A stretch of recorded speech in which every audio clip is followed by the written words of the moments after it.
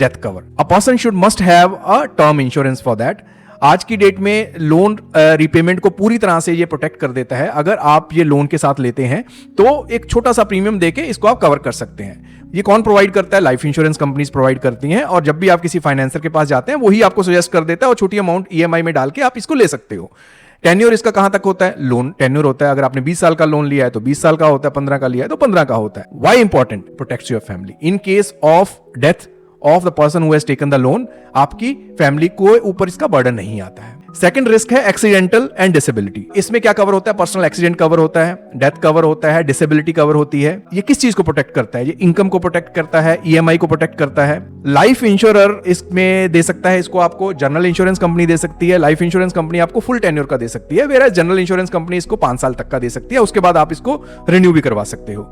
और why important? In case of disability, as I've said, income stops but EMI continues, so it protects that. Third आता है critical illness. Critical illness cover जो होता है वो 30, 40, 50 illnesses होती हैं, एक लिस्ट ऑफ इलनेसेस होती हैं. लाइफ इंश्योरेंस कंपनी या जनरल इंश्योरेंस कंपनी आपको बताती है अभी अगर इन इंश्योरेंसेस का डायग्नोज भी हो गया तो भी आपका पैसा आपको मिल जाएगा.